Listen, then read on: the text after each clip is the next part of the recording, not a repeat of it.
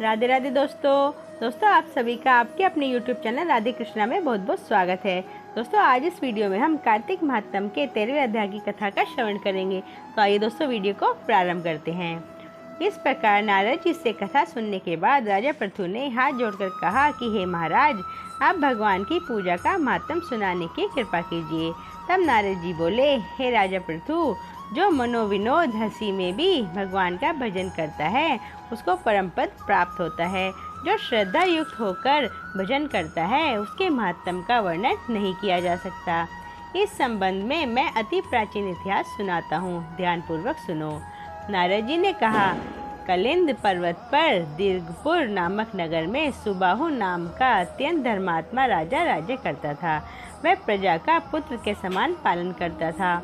उसके धूमकेशु नाम का एक पुत्र था जो अत्यंत दुराचारी, परिस्थिगामी, चोर तथा जुआरी था। पुत्र के दुराचरणों को देखकर राजा सुबाहु ने उसे ताड़ना दी। नारद जी ने कहा, कलिंद पर्वत पर दीर्घपुर नामक नगर में सुबाहु नाम का अत्यंत धर्मात्मा राजा राज्य करता था। वह प्रजा का पुत्र के समान पालन करता था। उसके धूमकेश नाम का एक पुत्र था जो अत्यंत दुराचारी, परिस्थिगामी, चोर तथा जुआरी था। पुत्र के दुराचरणों को देखकर राजा सुबाहु ने उसे ताड़ना दी, परंतु वह किसी प्रकार नहीं माना। एक दिन गेंद खेलते हुए उसकी गेंद छोटी रानी के महल में जा गिरी। जब वह गेंद लेने के लिए महल में गया तो रानी उस पर मोहित हो गई और उन दोनों ने कामंद होकर भोग विलास किया। जब राजा को इस बात का पता चला तो उसने कुमार को प्राणदंड न देकर देश से निकाल दिया। अब राजकुमार वन में रहकर प्रतिदिन मांस मदिरा खाता पीता तथा रात्रि को वेश्याओं के यहाँ निवास करता था। चोरी आदि करके जो भी द्रव्य लाता वह सब वेश्याओं को दे देता। इस प्रकार घूमते फिरते एक दिन वह वृंदावन में आ गया। बोलो वृंदावन धाम की जय। कुछ समय बाद उसने सत्यव्रत नामक एक परम विष्णु भक्त को देखा जो अपना सब घर बार छोड़कर कार्तिक मास में भगवान का पूजन करता तथा केवल कंद मूल फल खाता था। वह भक्त नित्य प्रति भगवान से प्रार्थना करता था कि हे भगवान, इस दुख रूपी संसार में डूबे रहे मुझ दीन की आप रक्षा करें। मैं राधा रानी जी के सहित आपको प्रणाम करती हूँ। प्रेम मग्न होकर वह कभी कभी रोने भी लगता था। धूमकेश ने उस भक्त की जब यह क्रिया देखी तो रात्रि को वैश्या के घर आकर मिट्टी की एक प्रतिमा बनाकर वैसे ही सब कर्तव्य किया और अंत में स्तुति आदि करके वैश्या के घर में ही सो गया। देवयोग से राजा के दूत उस समय वहां आ गए और उनके हाथों से धूमकेश मारा गया। जब यमदूत उसको महापापी समझकर मारते हुए पकड़कर यमराज के पास ले गए, धूमकेश को देखते ही यमराज अपने सिंहासन से खड़े हो गए और पाद अर्घ्य आदि देकर उसका सत्कार किया। फिर अपने दूतों को फटकारते हुए कहा कि तुमको धिक्कार है।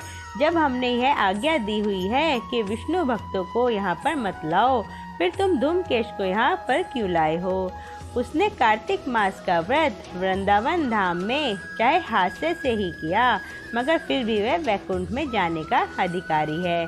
तत्पश्चात यमराज धूमकेश से बोले, भगवान की भक्ति 9 प्रकार की है। उनकी कथा सुनने से राजा परीक्षित, कीर्तन से सुखदेव, स्मरण से प्रहलाद, पाद सेवा से लक्ष्मी, पूजा से पृथु, वंदना से अकूर, दास भाव से सुग्रीव, मित्र भाव से अर्जुन, आत्मनिवेदन से राजा बलि जिस प्रकार परम पद को प्राप्त हुए, उसी प्रकार चाहे हास्य से ही तुमने भगवान की पूजा की, मगर फिर भी तुम स्वर्ग के अधिकारी हो। यद्यपि अंत समय से पूर्व किए गए अपने कर्म अनुसार तुम नरक के अधिकारी थे, तथापि अब निश्चय ही तुम्हें वैकुंठ प्राप्त होगा। कार्तिक मास में की गई भगवान की पूजा निरर्थक नहीं जाती। जहाँ पर भगवान शालिग्राम जी हैं, वहीं पर गंडकी नदी तथा अन्य तीर्थ हैं। तब धूमकेश यमराज से पूछने लगा कि भगवान सब नदियों को छोड़कर गंडकी को कैसे प्राप्त हुए?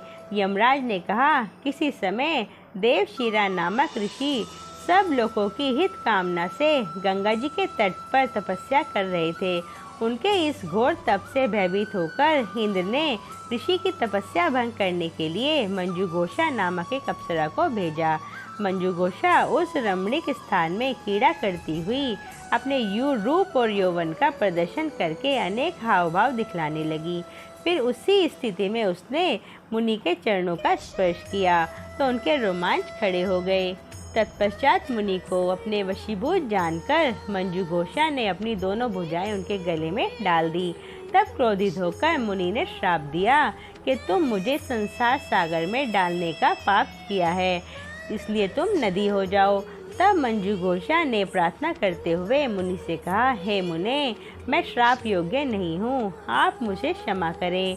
उसकी प्रार्थना से द्रवित होकर मुनि ने कहा कि जिस समय भगवान विष्णु वृंदा के श्रापवश शिला रूप होकर तुम में गंडकी में स्थित होंगे, तब तुम भगवान को धारण करने वाली होंगी।